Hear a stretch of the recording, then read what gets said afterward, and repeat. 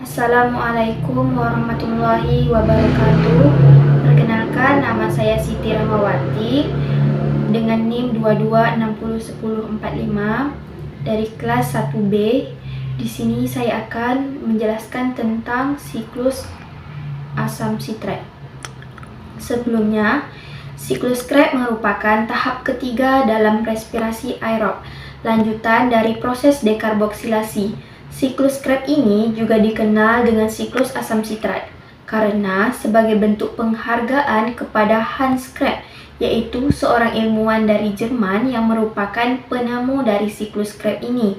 Siklus Krebs terjadi di matriks mitokondria. Tahapan siklus Krebs ini ada 8, yaitu yang pertama, asetil CoA yang memiliki 2 atom karbon merupakan hasil dari dekarboksilasi oksidatif akan mengalami kondensasi bersama dengan senyawa oksaloasetat yang memiliki 4 atom karbon, sehingga antara gugus ase dan oksaloasetat membentuk ikatan menjadi senyawa berkarbon 6 yang dikenal sebagai sitrat asam sitrat. Pertama, situs ini dikenal sebagai siklus asam sitrat. Pada saat pembentukan asam sitrat ini, CoA akan dilepaskan sehingga sitrat tidak memiliki koenzim A. Nah, enzim yang berperan pada tahap yang pertama ini adalah sitrat sintase. Selanjutnya, pada tahap yang kedua, sitrat akan mengalami perubahan menjadi isositrat yang masih memiliki karbon 6. Karena reaksi yang terjadi pada tahap ini hanya isomasi atau pengubahan dari satu senyawa menjadi senyawa lain yang masih memiliki rumus senyawa yang sama. Pada tahap ini terjadi 2 reaksi, yaitu pelepasan molekul air atau H2O yang prosesnya dikenal sebagai dehidrasi. Namun, kemudian pada tahap ini juga terjadi proses penambahan molekul air yang prosesnya dikenal sebagai hidrasi. Proses pengubahan sitrat menjadi asam sitrat ini dikatalis oleh enzim akonitase. Selanjutnya, pada tahap yang ketiga, isositrat yang memiliki 6 karbon yang akan diubah menjadi alfa-ketoglutarat yang memiliki 5 atom karbon, sehingga pada tahap ini terjadi pelepasan ikatan yang berarti ada elektron yang dilepaskan pula. Elektron yang dilepaskan ini akan diterima oleh NAD+, sehingga membentuk NADH. Nah, pada tahap ini pula terjadi proses dekarboksilasi atau pengurangan karbon berjumlah 1 karbon. 1 karbon ini akan membentuk CO2. Enzim yang berperan adalah isositrat dehidrogenase. Tahap yang keempat, alfa-ketoglutarat yang memiliki 5 atom karbon akan diubah menjadi suksinil koenzim A yang memiliki 4 atom karbon. Berarti pada tahap ini juga terjadi dekarboksilasi atau pelepasan 1 karbon. Nah, 1 karbon ini akan membentuk molekul karbon dioksidasi populer. Selain itu, pada tahap ini pula terjadi reduksi NAD+, sehingga membentuk NADH karena pada tahap ini terjadi pengubahan dari alfa-ketoglutarat menjadi suksinil CoA. Berarti terjadi penambahan CoA yang masuk pada reaksi ini, sehingga CoA akan berikatan dengan senyawa suksinil membentuk sinyal CoA. Enzim yang berperan pada tahap ini yaitu alfa-ketoglutarat dehidrogenasi.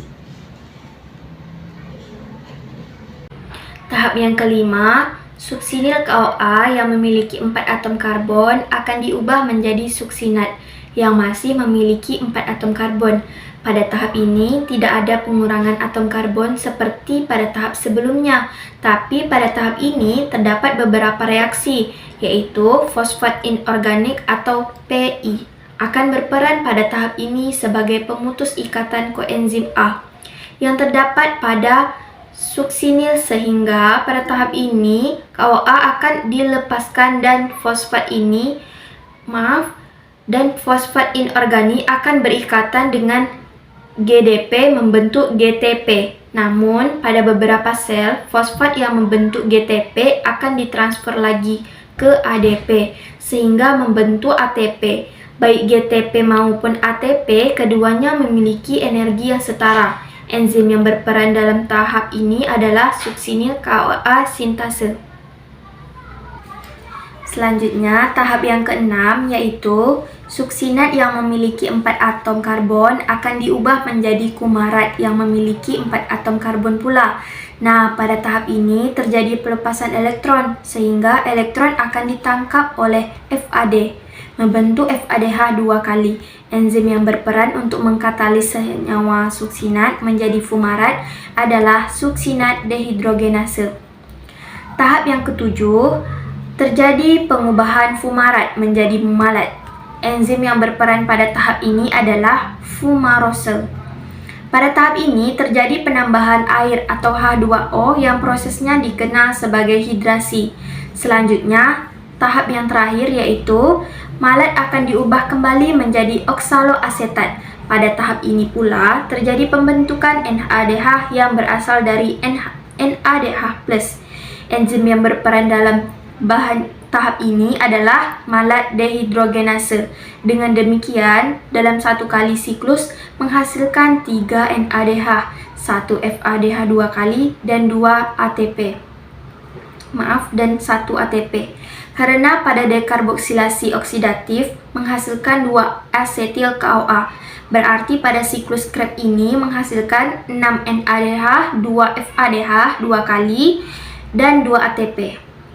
Mungkin sekiranya begitulah tahap siklus Krebs atau siklus asam sitrat ini. Mohon maaf jika banyak terjadi kesalahan. Saya akhiri wabillahi taufik wal hidayah. Wassalamualaikum warahmatullahi wabarakatuh.